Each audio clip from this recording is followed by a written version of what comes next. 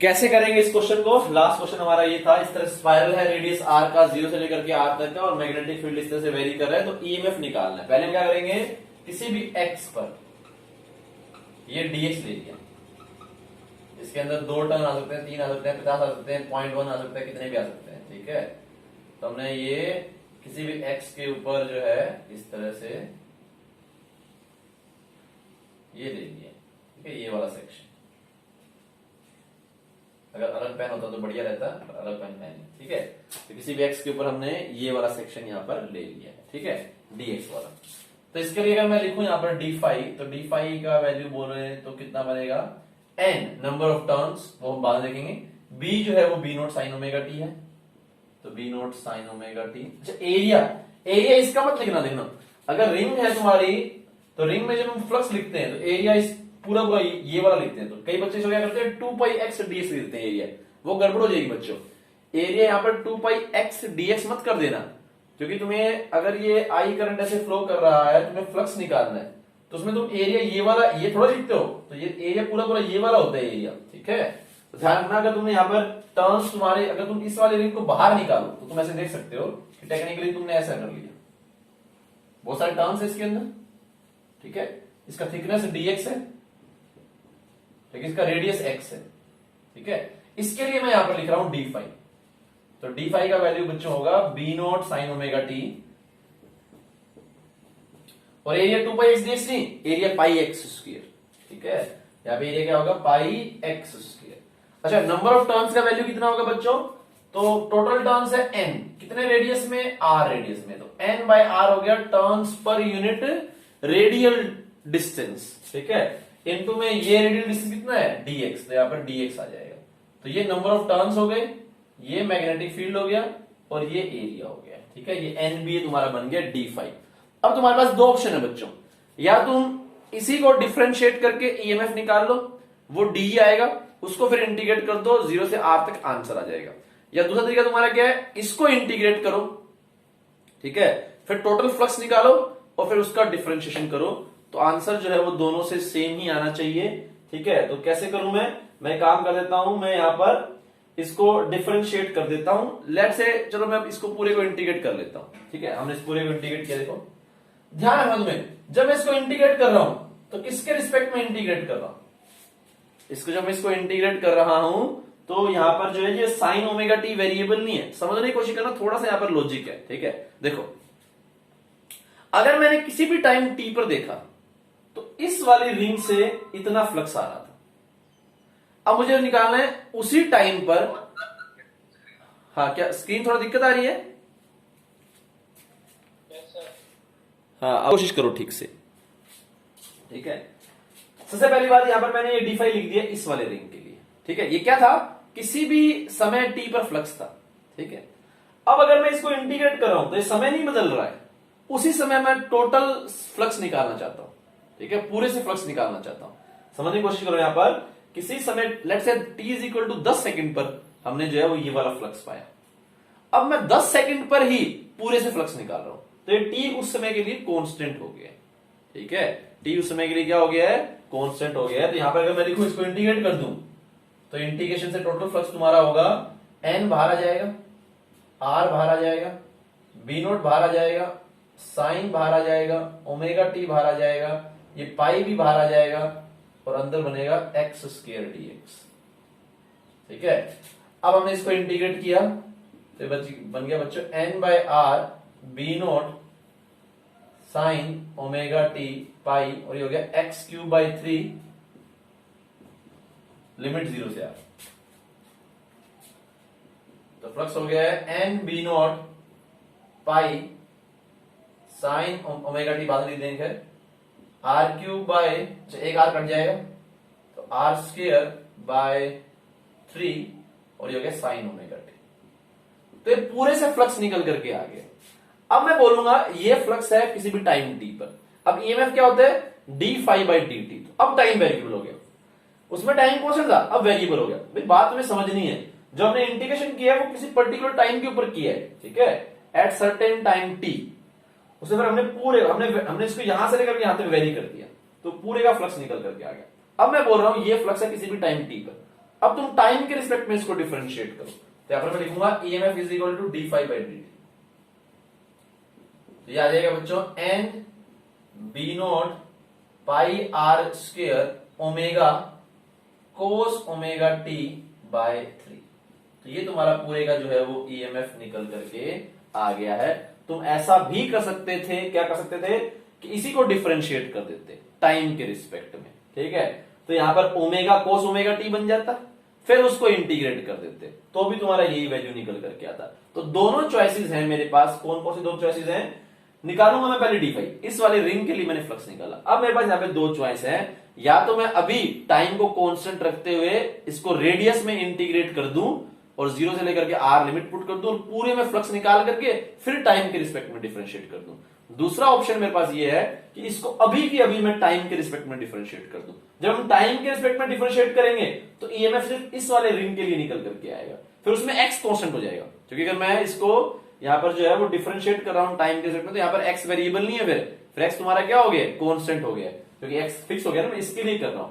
फिर जो डी आएगा उसको मैं इंटीग्रेट कर सकता हूं 0 से लेकर के आर पे, तो वो भी सेम आंसर आएगा, ठीक है।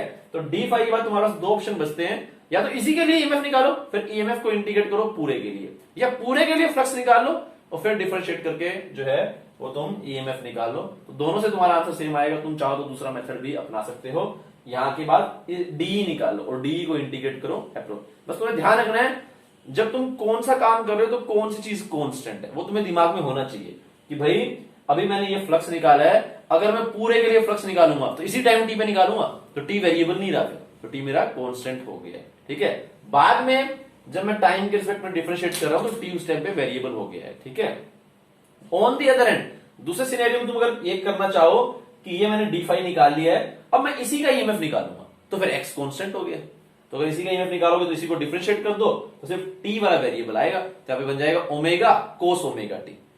और फिर तुम बोलोगे तो इसका ईएमएफ आ गया, मुझे तो पूरे का चाहिए, फिर मैं इंटीग्रेट करूंगा यहां से यहां, तो फिर दोबारा टाइम क्या हो जाएगा? कांस्टेंट, और वेरिएबल क्या हो जाएगा? एक्स वेरिएबल हो जाएगा। तो किस टाइम पे कौन सी चीज वेरिएबल हो रही है, यही तुम्हारे जो है फिजिक्स में सीखना है, ठीक है। मैथमेटिक्स तो सिंपल है, ऐसे इंटीग्रेट करना है, इंटीग्रेशन करना ज्यादा मुश्किल नहीं है। इसको नोट कर लो, कोई डाउट है तो पूछ लो, फिर हम आगे बढ़ेंगे इसके अंदर।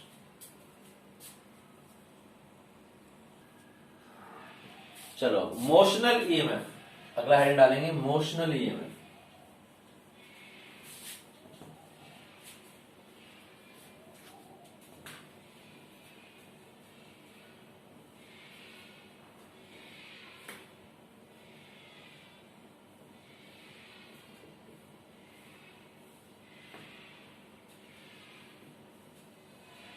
ठीक है, कई बार हमें ऐसे लूप जो है वो फॉर्म होता हुआ प्रतीत नहीं होता, ठीक है, लूप फॉर्म होता हुआ हमें दिखाई नहीं देता।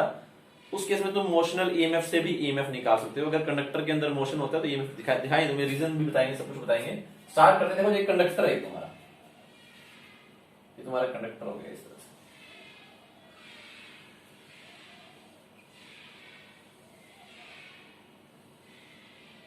ये लेंथ हो गया इसका एल, लेंथ याद कर लेते हैं, एल इसका लेंथ हो गया, इसका वेलोसिटी है v और मैग्नेटिक फील्ड है v। अब इसके अंदर अगर कोई भी इलेक्ट्रॉन अगर हम लें, थोड़ा और मोटा कर लेते हैं इसको, अगर मैं कोई एक इलेक्ट्रॉन लूं यहां पर, तो उसके ऊपर मैग्नेटिक फोर्स कैसा आएगा बच्चों? देखो जरा, इलेक्ट्रॉन ऐसा है v क्रॉस v ऊपर, लेकिन वो तब होता है जब पॉजिटिव चार्ज होता है, नेगेटिव है तो नीचे। तो इलेक्ट्रॉन पे नीचे लगेगा एक मैग्नेटिक फोर्स, तो इलेक्ट्रॉन धीरे धीरे नीचे आ जाएगा, ठीक है। दूसरा इलेक्ट्रॉन यहां पे होगा लेट से, उस पे भी लगेगा v क्रॉस v ऊपर, लेकिन ये नेगेटिव है तो नीचे, तो वो भी नीचे आ जाएगा। तो धीरे धीरे सारे इलेक्ट्रॉन्स, ये एक कंडक्टिंग वायर है, धीरे धीरे इलेक्ट्रॉन्स तुम्हारे नीचे जमा होने लग जाएंगे, जिसके कारण नीचे धीरे धीरे एक नेगेटिव चार्ज जो है वो बनने लग जाएगा, ऊपर एक नेट पॉजिटिव चार्ज। ये नहीं कह रहा बिल्कुल एंड पॉइंट नहीं बनेगा, बट यहाँ पे जहां जहां से वो इलेक्ट्रॉन जाएगा यहाँ पे पॉजिटिव चार्ज क्रिएट होने लग जाएगा, जहां पे वो इलेक्ट्रॉन जा रहे हैं वहां पे नेगेटिव चार्ज क्रिएट होने लग जाएगा, जिसके कारण एक इलेक्ट्रिक फील्ड यहाँ पे पैदा होने लग जाएगा। जिसके कारण एक पॉजिटिव से नेगेटिव चार्ज जैसे क्रिएट होगा तो एक इलेक्ट्रिक फील्ड यहाँ पर क्रिएट होना स्टार्ट हो जाएगा, ठीक है। अब जैसे इलेक्ट्रॉन इलेक्ट्रिक फील्ड आएगा तो इस इलेक्ट्रॉन पे अब लगने वाले फोर्स दो हो जाएंगे, नीचे एफ मैग्नेटिक और ऊपर एफ इलेक्ट्रिक। इलेक्ट्रिक फील्ड से उल्टी डायरेक्शन में, क्योंकि चार्ज क्या है, नेगेटिव है। अब शुरुआत में ये तुम्हारा जो इलेक्ट्रिक फोर्स है ये थोड़ा वीक होगा, ठीक है, इलेक्ट्रिक फोर्स वीक होगा क्योंकि इलेक्ट्रिक फील्ड वीक होगा। तो जब ये अगर वीक होगा तो इलेक्ट्रॉन पे नेट फोर्स नीचे तरफ लगेगा, तो धीरे धीरे धीरे धीरे इलेक्ट्रॉन नीचे जो है वो मूव करता रहेगा। जैसे जैसे इलेक्ट्रॉन नीचे मूव करेगा वैसे वैसे ये पोलैरिटीज और स्ट्रॉन्ग होती चली जाएंगी, उतना ही यहां पर पॉजिटिव चार्ज और ज्यादा हो जाएगा, उतना ही यहां पर नेगेटिव चार्ज भी और ज्यादा हो जाएगा। जितना ये पोलैरिटी स्ट्रॉन्ग होगी उतना ही इलेक्ट्रिक फील्ड का वैल्यू भी स्ट्रॉन्ग हो जाएगा, जितना इलेक्ट्रिक फील्ड का वैल्यू स्ट्रॉन्ग होगा उतना ही तुम्हारा इलेक्ट्रिक फोर्स भी स्ट्रॉन्ग हो जाएगा। बट मैग्नेटिक फोर्स कांस्टेंट है क्योंकि वेलोसिटी तुमने उतना ही मेंटेन किया हुआ है और चार्ज का क्यू भी वही, इलेक्ट्रॉन का चार्ज तो सेम ही है और बी का वैल्यू भी सेम है। तो मैग्नेटिक फोर्स सेम है, इलेक्ट्रिक फोर्स पहले जीरो था, ठीक है, इलेक्ट्रिक फोर्स पहले जीरो था, फिर धीरे धीरे इलेक्ट्रिक फोर्स बढ़ रहा है बढ़ रहा है बढ़ रहा है बढ़ रहा है और एक समय आएगा जब Fm और Fe दोनों बराबर हो जाएंगे, ठीक है। तो हम लिखेंगे एट सर्टेन टाइम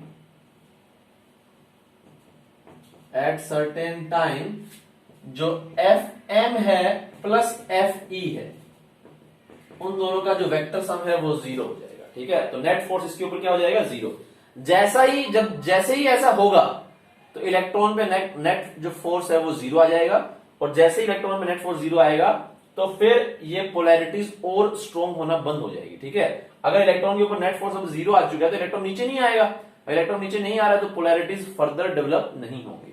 तो अगर पोलैरिटीज फर्दर डेवलप नहीं होंगी तो हम क्या बोल सकते हैं कि यहां पर जो है ये इलेक्ट्रिक फील्ड जो है, जो भी इलेक्ट्रिक फील्ड है वो अब चेंज नहीं हो रहा है, वो कांस्टेंट हो गया है। तो इसके बीच में एक पोटेंशियल डिफरेंस डेवलप हो जाएगा जिसको हम मोशनल ईएमएफ बोलते हैं, ठीक है। तो मैं दोबारा से पूरी कहानी को अगर रिपीट करूं, ये कंडक्टिंग जो है तुम्हारी एक वायर है, पहली बात तो कंडक्टिंग स्ट्रेट कंडक्टर ले लो, ठीक है। स्ट्रेट को जरूरी नहीं कि स्ट्रेट ही हो, ठीक है। कंडक्टिंग वायर है जिसके अंदर बहुत सारे फ्री इलेक्ट्रॉन्स हैं, तो मैग्नेटिक फोर्स के कारण ये सारे इलेक्ट्रॉन एक साइड एक्यूमुलेट होने लग जाएंगे तो दूसरी साइड अपने आप ही पॉजिटिव चार्ज तुम्हारा डेवलप हो जाएगा, जिसके कारण एक इलेक्ट्रिक फील्ड सेटअप होगा। इसके अंदर इलेक्ट्रिक फील्ड सेटअप होने के कारण दो फोर्स आने लग जाएंगे, एक इलेक्ट्रिक एक मैग्नेटिक। बट स्टार्टिंग में इलेक्ट्रिक वीक होगा क्योंकि पोलैरिटीज इतनी स्ट्रॉन्ग नहीं होगी क्योंकि बहुत कम इलेक्ट्रॉन नीचे मूव किए।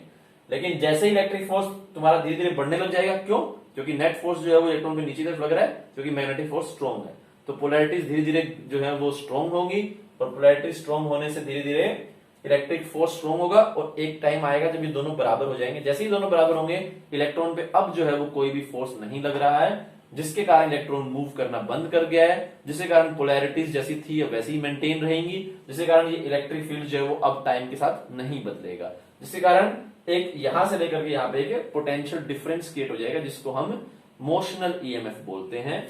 तो यही है, इसका वैल्यू हमें निकालना है। मोशनल ईएमएफ कितना होगा, मैग्नेटिक फोर्स होगा क्यू वी क्रॉस बी और इलेक्ट्रिक फोर्स होगा q E is equal to zero. Q से क्यू कट जाएगा तो इलेक्ट्रिक फील्ड का वैल्यू बच्चों निकल करके आ गया माइनस वी क्रॉस बी। और हम जानते हैं डीवी होता है minus E dot D R या डीएल। जब हमने लिख दिया डीवी का वैल्यू, बच्चों डीवी को मैं डीई लिख देता हूं, डीई का वैल्यू जो है मैंने लिख दिया है minus of minus v cross B dot dl. तो ये हमारा यहां पर डीई का वैल्यू आ गया है v cross B dot dl. इसके बारे में डिस्कशन करते हैं अभी पूरा खुल करके। तो ये हमारा मोशनल ईएमएफ का वैल्यू है डीएल लेंथ के लिए। इसको इंटीग्रेट करके पूरी लेंथ के लिए भी निकालेंगे, वो सब कहानियां मैं तुम्हें बताऊंगा, ठीक है। तो ये वाली चीज तुम पहले नोट कर सकते हो, ठीक है। तो यहां पर जो है जब भी ऐसा होगा तो एक इलेक्ट्रिक फील्ड तुम्हारा सेटअप हो जाएगा, ठीक है। हम यहां पे लिख सकते हैं चाहे तो, an electric field will set up due to which an EMF will be induced, ठीक है, ठीक है। इसी को मोशनल ईएमएफ बोलते हैं। तो मोशन ईएमएफ कुछ भी नहीं है, कंडक्टर के मोशन के कारण, ठीक है। ये सॉर्ट ऑफ सेम ही बात है, उससे अलग बात नहीं है कोई, मैं तुम्हें दिखा भी दूंगा, ठीक है। खैर इसको तुम नोट कर लो, ऐसा मत समझना कि फैराडे ने जो बोला है उससे कुछ अलग बात होगी। फैराडे वाली बात ही कंटिन्यू है, बस यहाँ पे हमें लूप बनते हुए दिखाई नहीं दे रहे हैं। तो हम इंस्टेड ऑफ फ्लक्स फिर उसको डिफरेंशिएट करके ईएमएफ निकालें, हम इस तरीके से ईएमएफ निकालेंगे, इस वाले तरीके से, ठीक है। लेकिन दोनों से आंसर सेम आएगा, क्योंकि कई बार दोनों चीजें हो सकती हैं। जैसे अगर मैं यहाँ पर ये दिखाऊं, ये वाला केस लूं मैं, यहाँ पर अगर मैं ये वाला केस ले लूं कि ये सिर्फ ये वाला कंडक्टर मूव कर रहा है, तो यहाँ पे हम लूप वाले से भी कर सकते हैं कि एक लूप ये हो गया, एक लूप ये हो गया, ठीक है। लूप वाले से भी कर सकते हैं और कंडक्टर मोशन में उससे भी कर सकते हैं, दोनों से आंसर सेम आएगा। तो ऐसा नहीं है कि ये कुछ अलग ही बात है। जहां पे तुम्हें लूप बनते हुए नजर नहीं आ रहे हैं और कंडक्टर मोशन में है, तो मोशनल ईएमएफ से तुम ईएमएफ निकाल सकते हो, ठीक है। लेकिन ये है वही वाली बात। इसमें भी कई लोग बोलते हैं कि अगर फैराडे को लगाना है तो तुम एक काम कर सकते हो, एक हाइपोथेटिकल यहाँ पे फ्रेम मान लो और फिर इस तरह से कर लो। तो इस तरह से कुछ जो है वो बातें करते हैं, वो उटपटांग सी, मतलब तुम कर सकते हो। इसमें भी कुछ इमेजिन वगैरह करके फैराडे लॉ लगा सकते हो, लेकिन क्यों लगाना है, हम लोग मोशनल ईएमएफ लगाएंगे ना। लेकिन बात सेम ही है, ठीक है। और यहाँ पे हमें देखो, फैराडे ने हमें जरूर बोला कि जब भी जो है किसी भी लूप से फ्लक्स चेंज होता है तो ईएमएफ पैदा होता है, लेकिन उसने कोई भी कारण नहीं दिया कि क्यों तुम्हारा ईएमएफ पैदा हो रहा है। लेकिन यहां पर मोशनल वाले केस में तो हमें साफ साफ मालूम पड़ रहा है कि क्यों ईएमएफ जनरेट हो रहा है, क्योंकि भाई इलेक्ट्रॉन नीचे आ जाते हैं, पॉजिटिव चार्ज ऊपर आ जाता है, जिसके कारण एक इलेक्ट्रिक फील्ड सेटअप हो जाता है। और जहां भी इलेक्ट्रिक फील्ड होगा वहां पे तो चेंज इन तुम्हारा पोटेंशियल डिफरेंस होगा ही होगा, ठीक है। तुम चाहो तो यहाँ पर पोलैरिटी भी देख सकते हो कि ये इलेक्ट्रिक फील्ड ऐसा है, तो यहां से यहां जब इसके ऑपोजिट डायरेक्शन में जाएंगे तो पोटेंशियल बढ़ेगा। तो ये जो ई है, ये जो डीई हमने लगाया, ये ऐसा आएगा, ठीक है। इसका जो डायरेक्शन है वो ऐसा होगा, ठीक है। यहाँ पे ईएमएफ लिख देता हूं मैं, ठीक है। क्योंकि इलेक्ट्रिक फील्ड ऐसे है ना, ऊपर से नीचे की तरफ, तो इलेक्ट्रिक फील्ड की ऑपोजिट डायरेक्शन में पोटेंशियल बढ़ता है। तो यहां से यहां जाए तो पोटेंशियल बढ़ना चाहिए, ठीक है। खैर उसके बारे में हम डिस्कस भी करेंगे बाद में चल करके एक पॉइंट के अंदर। अब मैं इसके रिगार्डिंग 5-6 पॉइंट्स लिखाऊंगा, ठीक है। पहले हमने कारण समझ लिया कि मोशनल ईएमएफ का कारण क्या है, इसको तुम फटाक से नोट करो। उसके बाद यहाँ पे 5-6 पॉइंट्स मैं लिखाऊंगा मोशनल ईएमएफ के रिगार्डिंग। करो इसको जल्दी note.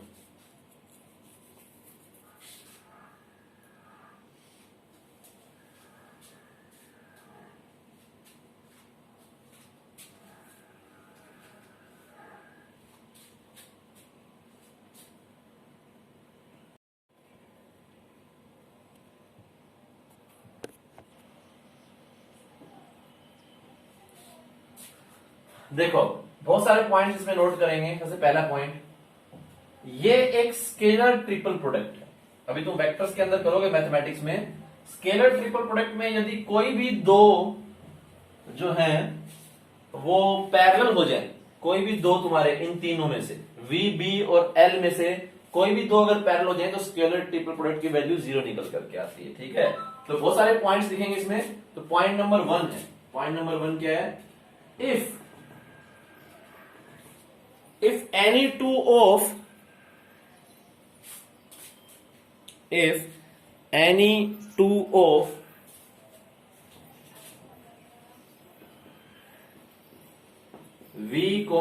b, dl are parallel से मेरा मतलब है 0 या 180 डिग्री, ठीक है। 0 हो चाहे 180 डिग्री हो, ठीक है। एंटी पैरेलल भी हो सकता है। If any two of V, B, DL are parallel, तो EMF का वैल्यू बच्चों हो जाएगा 0, ठीक है। तुम रीजनिंग देख सकते हो भी करके। पहला अगर केस देखें तो पहला केस ये हो गया यहाँ पर कि लेट्स से V और B ही पैरेलल है, यानी कि कंडक्टर ये है और वेलोसिटी भी ऐसा है और B भी ऐसा है, ठीक है। तो जाहिर सी बात है कि V और B दोनों पैरेलल हैं, तो साइन 0 है ना, V क्रॉस B, ये क्या होता है, VB साइन थीटा। तो साइन 0 जाएगा तो वैल्यू 0 हो जाएगी। यहाँ पर जो ईएमएफ का वैल्यू बच्चों को कितना निकल करके आएगा, 0 निकल करके आएगा, ठीक है। और कारण भी तुम देख पा रहे हो कि V, अगर V और B दोनों सेम डायरेक्शन में हो गए तो क्या कोई मैग्नेटिक फोर्स लगेगा, नहीं लगेगा। तो अगर मैग्नेटिक फोर्स लग ही नहीं रहा है तो फिर वो इलेक्ट्रॉन सेपरेट होंगे ही नहीं, और अगर वो सेपरेट होंगे ही नहीं तो फिर ईएमएफ काय का पैदा होगा, पैदा ही नहीं होगा ईएमएफ, ठीक है। क्योंकि इलेक्ट्रिक फील्ड ही नहीं आएगा, कुछ भी नहीं होगा, इलेक्ट्रॉन वहीं के वहीं बैठे रहेंगे, ठीक है। तो रीजन भी हमें मालूम पड़ रहा है। खैर एनीवेज हम चलते हैं अपने अगले वाले उसकी तरफ, केस 2 की तरफ, जहां पे किसी दूसरी चीज को हम पैरेलल ले लेंगे। लेट्स से कि लेंस और उसको पैरेलल ले लेता हूं सेकंड वाले। यहाँ पे हमने क्या लिया है, V पैरेलल टू V, तो ईएमएफ 0 हो गया। सेकंड वाले केस में हम ले लेते हैं let's say L parallel to V, ठीक है, ये ले लेते हैं। तो ऐसा लेंथ है, ठीक है। तो लेंथ भी ऐसा है और वेलोसिटी भी ऐसा है। Magnetic field let's say cross है, तो भी यहां पर तुम्हारा जो ईएमएफ है बच्चों वो जीरो निकल करके आएगा।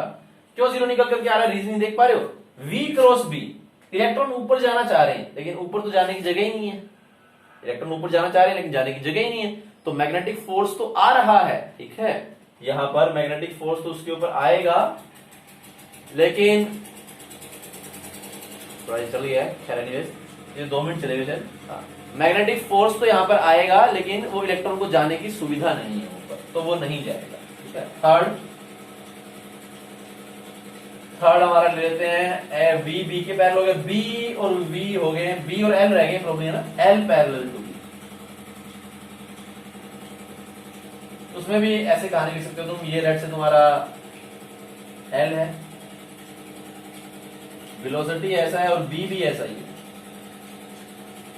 इस वाले केस में ये होगा V क्रॉस B, तो V ऐसा है, B नीचे है, तो V क्रॉस B अंदर, इलेक्ट्रॉन अंदर जाना चाहेंगे लेकिन अंदर भी जाने की जगह नहीं है, ठीक है।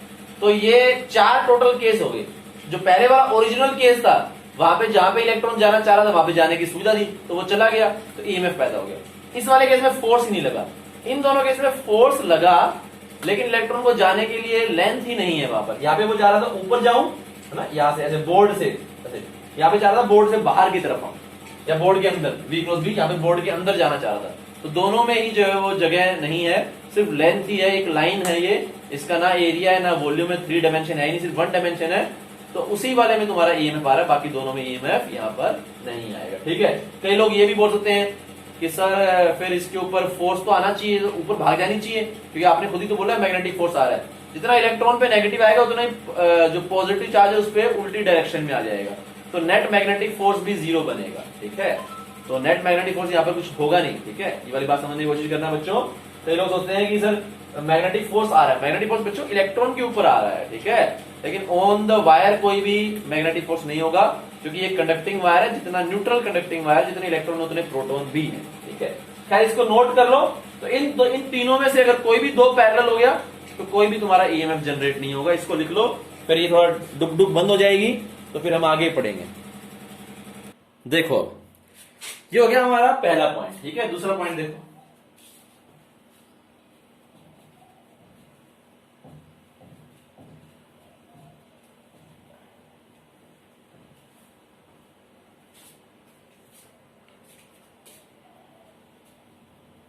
if B and V are uniform, ठीक है, चलो B बोल देता हूं मैं, ठीक है। if B is uniform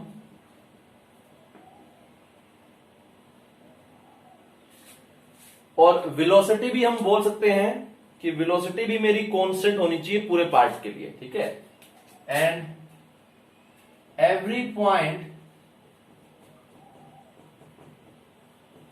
point on a road has same velocity,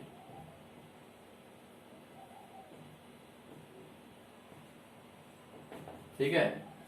तो कहने मतलब पूरी रोड के लिए B और V दोनों सेम है, ठीक है, अलग अलग नहीं है। ऐसा नहीं होना चाहिए कि रोड के इस हिस्से का वेलोसिटी कुछ हो रहा है, इस हिस्से का वेलोसिटी कुछ हो रहा है, तुमको सर ऐसे कैसे हो सकता है? हो सकता है अगर तुम रोड को ऐसे घुमा दो ओमेगा से, तो पॉसिबल है कि नहीं है, इसका वेलोसिटी अलग है, इसका वेलोसिटी अलग है, इसका वेलोसिटी अलग है, तो ये हरकत नहीं होनी चाहिए, ना ही ये हरकत होनी चाहिए। सपोज करो मैंने ये वो ले लिया, कोई भी एक इनफाइनाइट कंडक्टर ले लिया, है ना, ये वाली हरकत भी नहीं होनी चाहिए कि वेलोसिटी तो v है लेकिन इस पार्ट के लिए b अलग है, इस वाले पार्ट के लिए b अलग है, इस वाले पार्ट, तो पूरी रोड के लिए अगर v और b का वैल्यू जो है वो कांस्टेंट है, ठीक है, इसको हम ऐसे भी लिख सकते हैं, ठीक है। अगर मेरे को इसी को लिखना हो, अगर मेरे को इसी को, तुमने लिख लिया हो तो कोई दिक्कत नहीं है सच, लेकिन अगर मेरे को इसी को लिखना हो थोड़ा दूसरे वे में, तो पॉइंट नंबर 2 को मैं ऐसे लिख सकता हूं, if B and V are constant over the road, अगर B और V कांस्टेंट है ओवर द रोड, तो फिर मैं यहां पर जो ईएमएफ है उसको लिख सकता हूं V cross B dot L,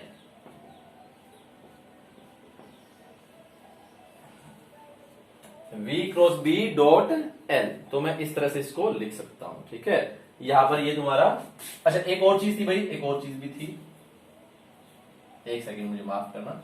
If B and V are constant over the road and it is a straight conductor,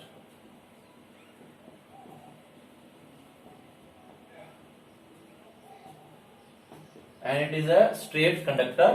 तो जैसे ऐसे कहानी, ये स्ट्रेट कंडक्टर है, ठीक है, ऐसे नहीं होना चाहिए। ऐसे होगा तो क्या करेंगे वो सब बताऊंगा, 4-5 पॉइंट करेंगे सब आ जाएगा।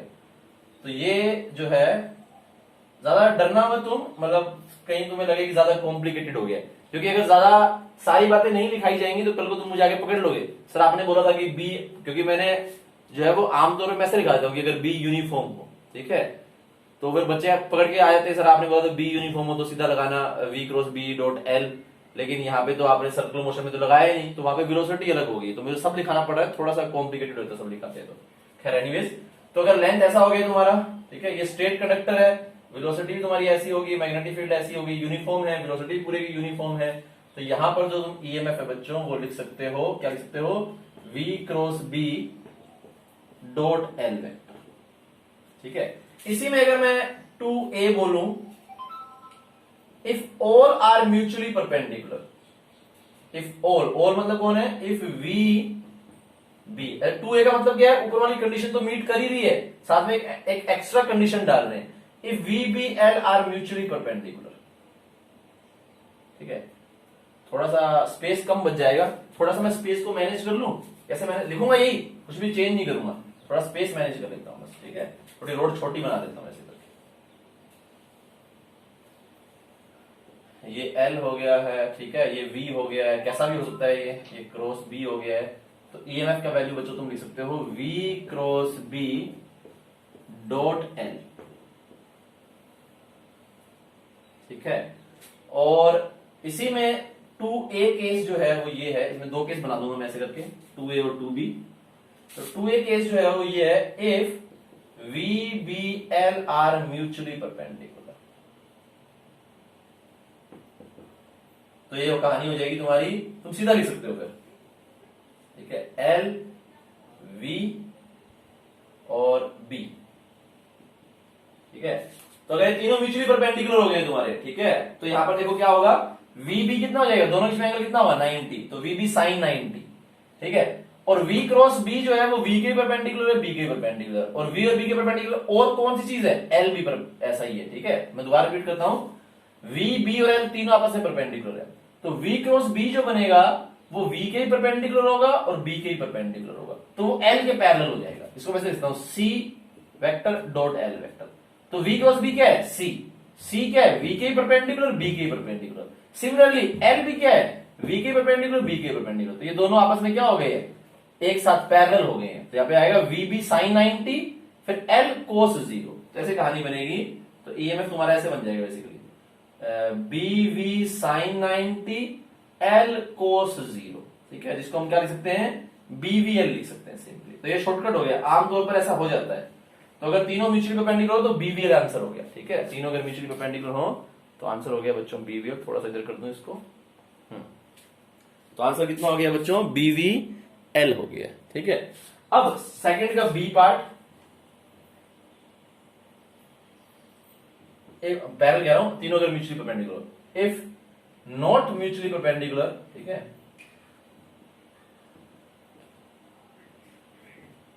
आर नॉट म्यूचुअली परपेंडिकुलर, तो क्या करना है, जैसे ऐसे हो गया, तो जिसने धोखा दिया है उसका धोखे वाला पार्ट मत लो, ऐसे हो गया ऐसे,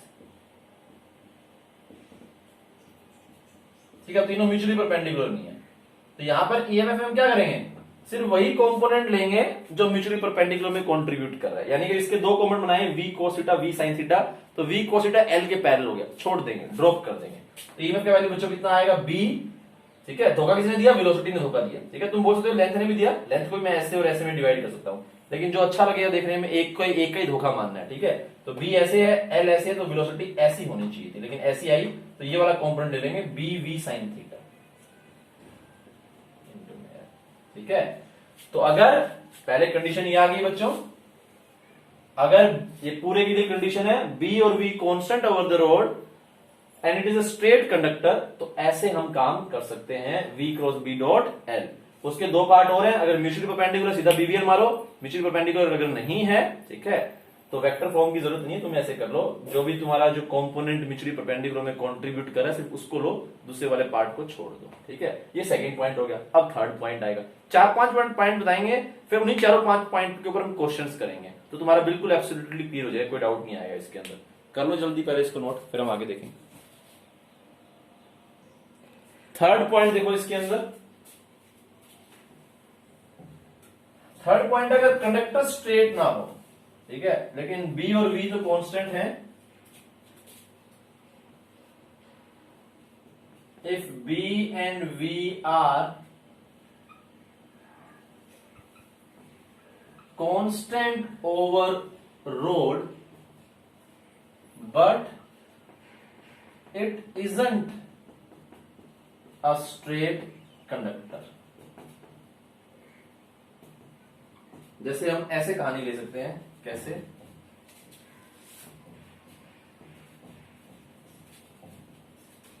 तो ऐसे, जैसे ये वाली कहानी, कंडक्टर तुम्हारा अगर ऐसे,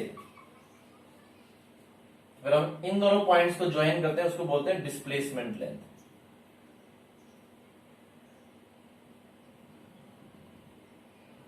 तो बोलेंगे एल डी, ठीक है, ये वेलोसिटी हो गया। तो यहां पर जो ईएमएफ का वैल्यू है वो आ जाएगा बच्चों v cross b dot displacement length.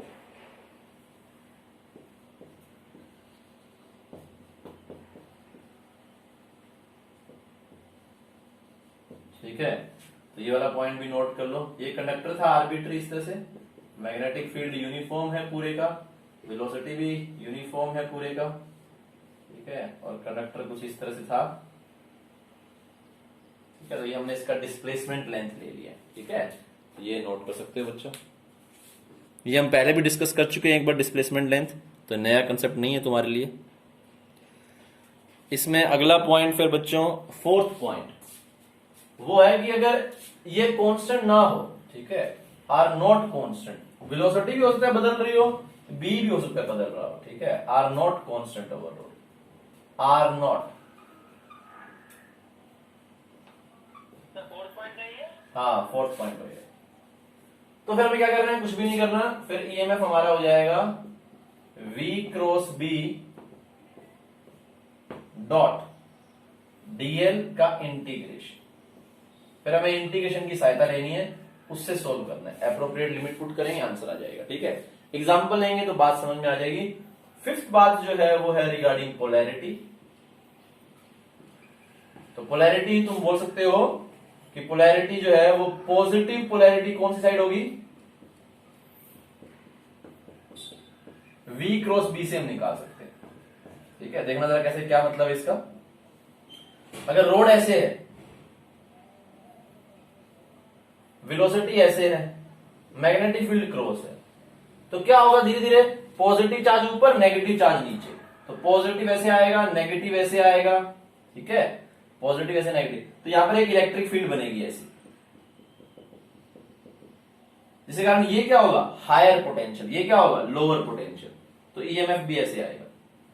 ये हम ऑलरेडी डिस्कस कर चुके हैं। तो ईएमएफ का जो पॉजिटिव पोलैरिटी है या पॉजिटिव जो साइड है, ठीक है, तो वो कहां होगा, v क्रॉस b से निकाल सकते हैं, v ऐसा क्रॉस b, तो v क्रॉस b डायरेक्शन क्या आया, ऊपर, तो v क्रॉस b हमारी पॉजिटिव पोलैरिटी देगी। ठीक है, और b cross v negative polarity देगी, या माइनस और v क्रॉस b बोल सकते हो। तो पॉजिटिव आ गई तो नेगेटिव अपने आप आ जाएगी, तो नेगेटिव निकालने की जरूरत नहीं है। तो v क्रॉस b करो, जिधर भी तुम्हारा अंगूठा पॉइंट कर रहा है वही पॉजिटिव पोलैरिटी है। ठीक है, तो v क्रॉस b कर सकते हो, यहां पे लिख सकते हो आगे, thumb will point towards positive polarity।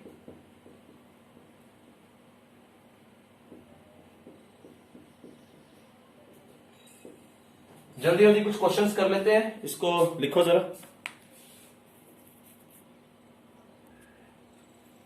देखो जरा पहला क्वेश्चन,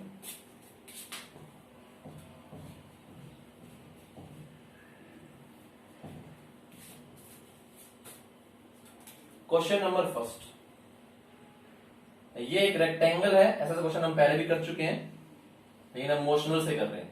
तो फैराडे वाले मोशन से कर सकते हो, ठीक है, अगर कंडक्टर मोशन के अंदर है तो। यहां पे B 0 है, यहां पे B है, ये तुम्हारा है L, ये तुम्हारा है B, और ये V वेलोसिटी से कंडक्टर जा रहा है तुम्हारा। ठीक है, पहला क्वेश्चन मैं ही कर देता हूं, उसके बाद सेकंड क्वेश्चन से तुम करना। ठीक है, नीचे वाला पार्ट इरेज कर रहा हूं बच्चों, तो फिर सेकंड क्वेश्चन से तुम लोग करना। देखो जरा, तो अभी हमें यहां पर निकालना है ईएमएफ निकालना है। ठीक है, हमें निकालना क्या है यहां पर, ईएमएफ फाइंड आउट करना है। तो इसको मैंने डिवाइड कर लिया ए बी सी डी वाले पार्ट। तो मैं बोलूंगा यहां पर ईएमएफ ए बी जो है वो 0 है। क्यों 0 बच्चों? क्योंकि ए बी लेंथ भी ऐसे, वेलोसिटी भी ऐसे। तो अब हम लिखेंगे क्योंकि लेंथ जो है वो पैरेलल हो गया है वेलोसिटी की। बीसी भी 0 है, ईबीसी। क्यों 0 है बच्चों? क्योंकि बी ही नहीं है, बी एब्सेंट है, तो बीवीएल तीनों होने चाहिए ना। अगर एक चीज 0 है तो वैल्यू 0 हो गई। फिर ईसीडी भी 0 हो गया है। क्यों 0 हो गया बच्चों? क्योंकि लेंथ पैरेलल टू वेलोसिटी हो गया है। सिर्फ ये आएगा, क्या आएगा, ईएडी आएगा। ईएडी का वैल्यू पूछ रहे हो कैसा होगा? क्या बी कांस्टेंट है? हाँ, पूरे का कांस्टेंट है। वेलोसिटी कांस्टेंट है? कांस्टेंट है पूरे का। ठीक है, कंडक्टर भी स्ट्रेट है? हाँ, स्ट्रेट कंडक्टर है। अच्छा, तो पहले तो बी और वी तुम्हारे दोनों क्या है, यूनिफॉर्म है और कंडक्टर स्ट्रेट है। तो ये केस नंबर कौन सा हो गया? ये केस नंबर शायद पहला, सेकंड केस हो गया ना, सेकंड केस हो गया ये। फिर साथ में तीनों म्यूचुअली परपेंडिकुलर भी है, लेंथ ऐसा, वी ऐसा, बी ऐसा। तो फिर सीधा हम लिख देंगे बीएलवी। ईएमएफ का वैल्यू कितना हो जाएगा बच्चों? बी, लेंथ का वैल्यू एल और वेलोसिटी वी। ठीक है, तो कौन सा केस बन गया है? सेकंड ए केस बन गया है ना, म्यूचुअली परपेंडिकुलर और B and velocity uniform over the rod. तो ईएमएफ का वैल्यू आ गया बीएलवी। अगर पोलैरिटी की बात करोगे तो v cross B, v cross B ऊपर, तो ये डी तुम्हारा जो है ये तुम्हारा होगा पॉजिटिव पोलैरिटी, और ई तुम्हारा, ए तुम्हारा जो है वो क्या होगा बच्चों? फिर नेगेटिव पोलैरिटी होगा। ठीक है, तो ऐसा ईएमएफ लगेगा। कैसा? ऐसा। ठीक है, तो अगर मैं फैराडे से निकालता तो भी तो बीएलवी आंसर आया था, अगर तुम्हें याद हो तो, है ना। और उसका पोलैरिटी भी ऐसे हुआ कि करंट ऐसे आएगा, क्योंकि बाहर जा रहा है ना, फ्लक्स घट रहा है तो फ्लक्स बढ़ना चाहिए। तो फैराडे से निकालो, चाहे अगर कंडक्टर तुम्हारा मोशन में है तो तुम इसको मोशनल ईएमएफ से भी निकाल सकते हो, दोनों से आंसर सेम आएगा। तभी मैं बोल रहा हूं, ऐसा नहीं है कि दो ईएमएफ आ गए हैं, एक मोशनल वाला एक फैराडे वाला, तो कि फैराडे से भी एक लगा दो, मोशन से भी एक लगा दो, बोल दो 2 बीएलवी आंसर आ गया भाई, एक फैराडे वाला एक मोशनल वाला। नहीं, वो एक ही चीज है। कंडक्टर अगर मोशन में है तो चाहे फैराडे से निकालो चाहे इससे निकालो। ठीक है, तो आंसर एक ही आएगा। ठीक है, ऐसे दो मत लगा देना। खैर, इसको कर लो नोट, कोई डाउट है तो पूछ लो, फिर सेकंड क्वेश्चन अपने आप करना। मैं तुम्हें सेकंड क्वेश्चन देता हूं।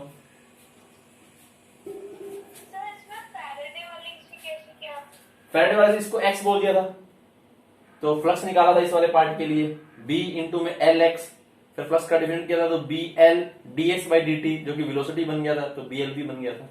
आ गया याद? आ गया ना याद? कर लो, जल्दी लिखो इसको, थोड़ा समय कम है। मैं सोच रहा था कि आज हमने जितने भी केस डिस्कस किए हैं, अगर उनका एक एग्जाम्पल भी हो जाता तो मजा आ जाता। और एग्जाम्पल हम लेने की कोशिश करेंगे कि एक एग्जाम्पल हो ही जाए सभी का। देखो जरा अगला क्वेश्चन,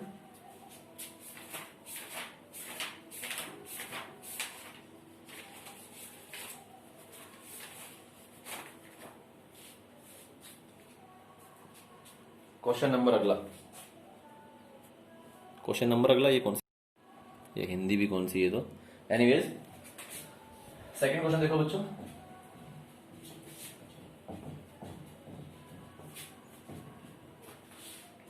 ऐसा क्वेश्चन सेकंड,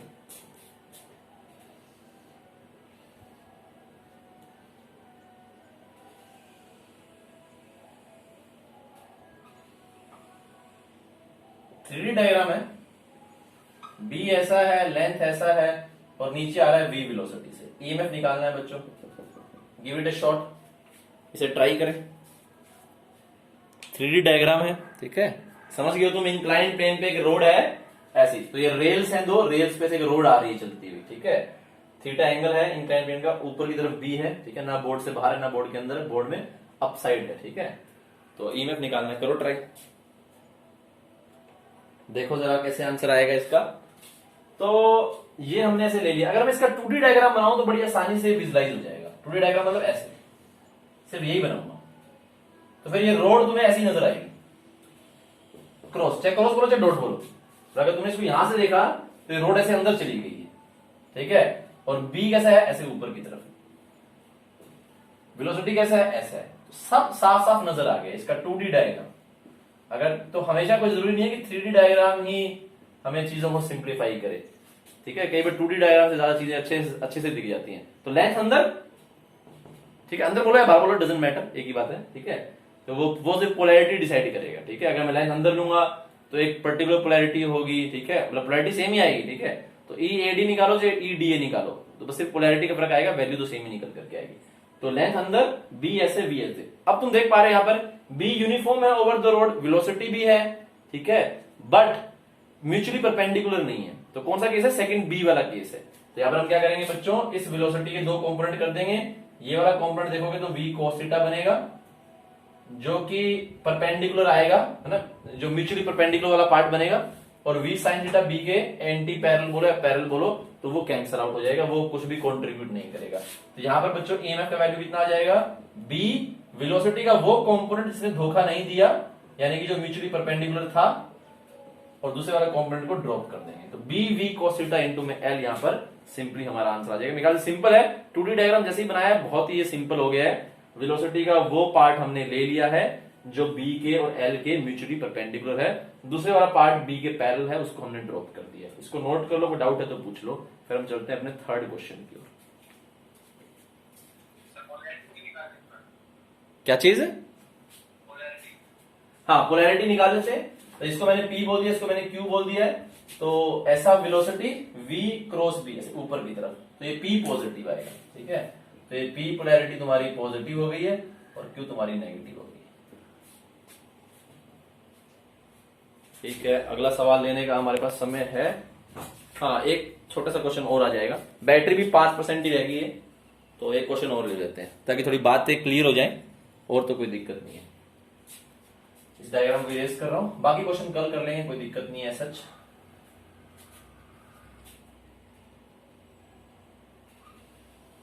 ये एक सर्कल हो गया है, इसका रेडियस r हो गया है, और ये ऐसे v वेलोसिटी जा रहा है, इसका 60 ले लेते हैं, ठीक है। और ये मैग्नेटिक फील्ड है, तो ईएमएफ निकालना है। आखिरी क्वेश्चन है बच्चों आज का ये, ठीक है। चाहो तो पोलैरिटी बता देना भाई पी क्यू, तो ई पी क्यू निकाल दो। सिंपल ये तो फटाक से करो ट्राई।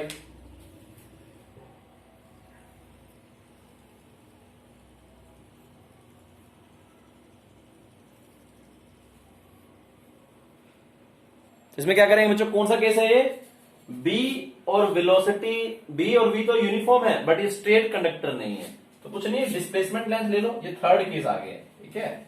डिस्प्लेसमेंट लेंथ ले लेते हैं, तो डिस्प्लेसमेंट लेंथ बच्चों बनेगी ये एल डी, वैल्यू कितना बनेगा इसका 2r, ठीक है। वेलोसिटी ऐसी है, ठीक है। चाहो तो बोलो लेंथ ने धोखा दे दिया, किसी भी एक को ठीक कर लो, कोई दिक्कत नहीं है।